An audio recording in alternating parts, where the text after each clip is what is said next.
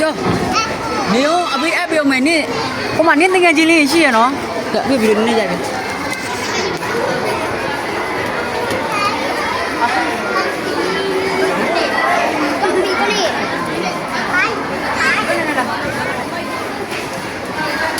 ဟိုမှာတနည်းတကယ်ချင်းလေးရှိရနော်သိလားနော်ရန်လေးမပြင်းနဲ့နော်သိလားအချင်းများတော့မှာပလင်းမေးကြီးကိုစောင်းရမယ်အချင်းကြီးလားမသိဘူး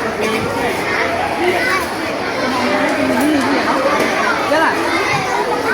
တမီးတငယ်ကြီးကတော့မရှိသေးဘူးနော်ခဏနောက်ကျမှတငယ်ကြီးတွေ့လိမ့်မယ်နော်ရလားဒီမှာမို့လား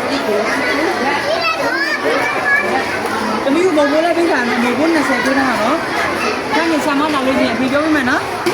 အမေကကြည့်တာကိုညာနော်တမီးကတော့တယ်နော်ခဏကြာနေရဒီကောင်ထားမှာမို့လားမရမနဲ့နော်သွားလက်တာတမီးကနှစ်တက်မှာနှစ်တက်လားဒီညကူကူလေးနဲ့နှစ်တက်ဖြစ်သွားတာဘယ်လိုဖြစ်သွားလဲရှာမသူတန်းတက်ခဲ့လေရွာမှာတန်းဟုတ်လားဆာမမလာသေးဘူးဆမမလာလည်းထဲဝင်နိုင်လို့ရတယ်လေ